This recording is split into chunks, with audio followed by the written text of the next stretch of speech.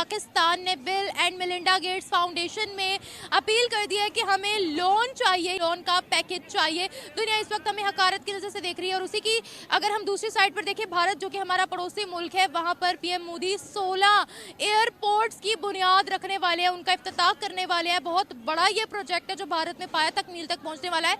इसके साथ साथ 12 टर्मिनल और ये टोटल प्रोजेक्ट बताया जा रहा है 10 करोड़ इंडियन रुपीस का है। आप क्या समझते हैं कि इंडिया जो है जिस तरह से इंफ्रास्ट्रक्चर अपने मुल्क के अंदर बना रहा है, जिस तरह से वो अपनी जो एयरपोर्ट्स है या जो अपने हवाई सफ़र है वो इतना इकोनॉमिकल और इतना स्टैंडर्ड वाला बना रहा है कि उनका मानना ये है कि अब दुनिया की जो फ़्लाइट्स है ना वो इंडिया में आके स्टे करें और उसके बाद फिर जो है आगे की तरफ मूव ऑन हो। एक वो मुल्क है जहां Bill Gates as a guest आता है और एक वो मुल्क है जो Bill and Melinda Foundation Gates Foundation से अब लोन की अपील कर रहा है। क्या फ़र्क आ जाता है हम दोनों ममालिक में? कहने को हम 1947 में एक साथ जुदा हुए थे, लेकिन आज वो कदरे आगे है कि बिल गेट्स उनको प्रेस कर रहा है और हम लोन के लिए उनके आगे नाक रगड़े। जय हिंद दोस्तों।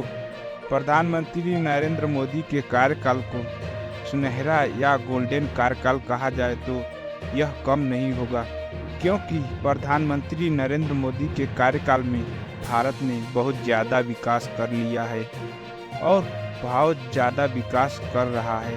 भारत आए दिन नई नई टेक्नोलॉजी का टेस्ट करता है और नई सड़कों, रेल प्रोजेक्ट, देश के विकास में आने वाली सभी मूलभूत चीज़ों के विकास में ध्यान दे रहा है। आज पीएम मोदी ने यूपी में 16 नए एयरपोर्ट का वर्चुअली अनावरण किया है।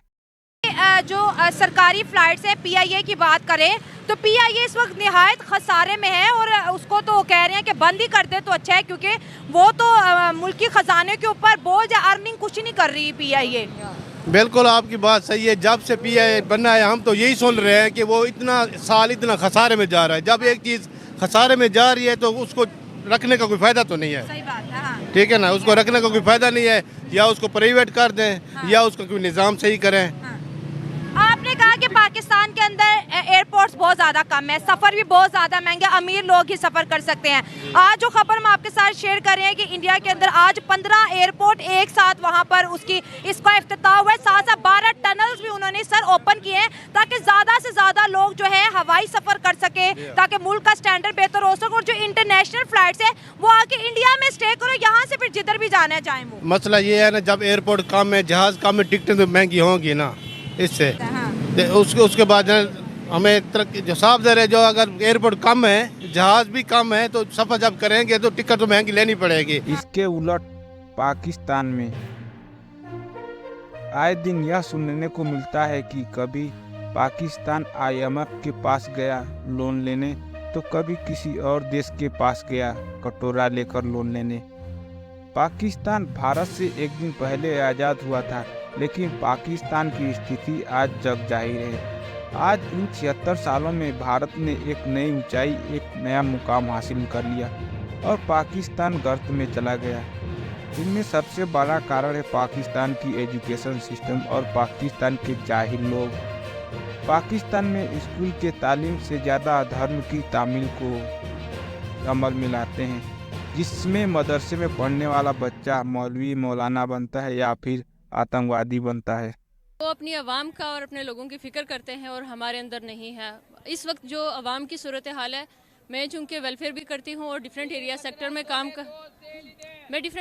काम करती हूँ, तो मैंने ये महसूस किया है कि लोगों को इससे कोई फ़र्क नहीं पड़ता कि मरीम नवाज़ आ रही है और इमरान खान जा रहा है। लोगों को 2 वक्त की रोटी चाहिए, जो इस वक्त अगर हम अपने लो तबके में देखें तो। और जहाँ तक यूथ की बात है तो हम यूथ को एजुकेशन ही प्रॉपर तरीके से नहीं दे रहे। जब हम उनको वो इतना हम अपना अगर लिटरेचर देखें, अपना निसाब देखें तो वो इतना पुराने दौर का है कि आज के दौर की कोई चीज़ निसाब में शामिल है नहीं। अपने राइट्स का ही पता नहीं लोगों को कि बीमार है तो डॉक्टर के पास जाना है, कोई प्रॉब्लम है तो पुलिस के पास जाना है। हमारे लोग पुलिस से इतना खौफ खाते हैं कि अपना कोई इशू है तो पुलिस के पास जाते ही नहीं। तो इन सारी सिचुएशन में सबसे पहले ज़रूरी है कि हम अपना जो गवर्नमेंट पैनल है उनको सोचना होगा कि यूथ के लिए ऐसे प्रोजेक्ट्स प्लान करें, ऐसे टेक्नोलॉजी की चीज़ों में जिद्दत लाएं, एजुकेशन में जिद्दत लाएं ताकि लोग सीख सकें। अगर हम सबसे पहले तो इंडिया के साथ हम किसी भी चीज़ में कंपैरिजन करंटली इस राइट नाउ जो हमारी सिचुएशन है नहीं कर सकते। इंडिया ईच एंड एवरीथिंग मतलब किसी भी फील्ड में आप उठा के देख लें वो हमसे आगे जा रहे हैं। हमने अब स्पेसिफिकली अगर हम इसी चीज़ के बारे में एयरपोर्ट्स और एविएशन के बारे में ही बात करें तो उनका आपने मुझे मतलब बताया अभी तो कि उन्होंने इनाग्रेट किए तकरीबन 12 से 13 airports new 15 airports 12 terminal 15 airports और 12 टर्मिनल को इनाग्रेट किया है। हमारा अलमिया ये है कि हमारे सिर्फ जो मेन बड़े सिटीज़ हैं इनमें हमारे पास एयरपोर्ट्स हैं। लाइकवाइज अगर इस्लामाबाद एक चीज़ ये है कि इस्लामाबाद जो हमारा कैपिटल सिटी है उसका जो अपना एयरपोर्ट है वो उसके अंदर है ही नहीं, वो उससे तकरीबन 25 से 30 किलोमीटर उसके बाहर उन्होंने बना दिया है सिटी से। रावलपिंडी का भी करीब वो नहीं पड़ता। दूसरी बात ये है कि किसी भी मुल्क के अंदर अगर आपने उसके इंफ्रास्ट्रक्चर को डेवलप करना है तो सबसे पहले रोड्स और एयरपोर्ट्स और ये चीज़ें डेवलप की जाती हैं। हमारा ये है कि हमें इस्लामाबाद और पिंडी के अराउंड या किसी भी मेन सिटी के अंदर एक एयरपोर्ट है, उसके अराउंड जितने भी 5, 8, 9 सिटीज़ हैं उनमें एयरपोर्ट ही कोई नहीं है। अगर हम उनकी बात करें, वो लोग तो ग्रो कर रहे हैं, डे बाय डे ग्रो कर रहे हैं। अभी जो अगर करंट हम फिर जो करंट न्यूज़ चल रही है उसमें देखें तो अंबानी जिन्होंने शादी की अपने बेटे की, तो उन्होंने सिर्फ अपने जो फैमिली है उसको प्रमोट नहीं किया, उन्होंने अपनी कंट्री में उन लोगों को बुलाया है जो टेक्नोलॉजी के ऑनर्स हैं। तो ऐसे ही मुल्क ग्रो आए हैं, मौजूद है वहाँ पर, बिल्कुल ऐसा ही है और हमने उनकी सॉफ्ट पावर देखी है। ऐसा ही है, तो तभी तो उनका मुल्क ग्रो कर रहा है और हम नहीं कर रहे। जब वहाँ बिल गेट्स, मार्क ज़करबर्ग, बड़ी बड़ी पर्सनालिटीज, रिहाना जैसी बड़ी बड़ी पर्सनालिटीज वहाँ पर मौजूद है, यहाँ पर कोई आना पसंद नहीं करता।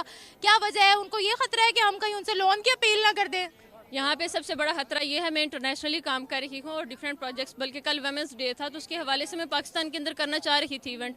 यहाँ पे सिक्योरिटी का इतना बड़ा इशू है कि मैं टूरिज्म भी करती हूँ, यहाँ लोग टूरिस्ट पहले आते थे लेकिन अभी इतने इश्यूज हो चुके हैं कि टूरिस्ट भी नहीं आता। तो ये सारी चीज़ें हमें पहले अपनी सिक्योरिटी क्लियर करनी होगी, अपना इमेज बिल्ड करना होगा। हम अभी कहीं ना तो गवर्नमेंट मुंह निकाल सकती है और ना ही अवाम, जहाँ भी जाए हमें चोर और के लकब से पुकारा जाता है। तो इस सिचुएशन में जिस तरह की हम तरबियत कर चुके हैं अपनी यूथ की, हम तो कहीं पे भी नहीं निकल सकते। सबसे ज़्यादा ज़रूरी है कि हमें अपना इमेज बिल्ड करने के लिए हर बंदे को ये सोचना होगा कि मेरे पास जो कुर्सी है, जो ओहदा है, जो मुकाम है, उस पर प्रॉपर जिम्मेदारी, रिस्पॉन्सिबिलिटी को अदा करना। 70 सालों में पाकिस्तान ने कितनी इज्जत कमाई है, ये बताएं। मैं तो समझती हूँ जहाँ थे पीछे ही गए, आगे तो नहीं गए।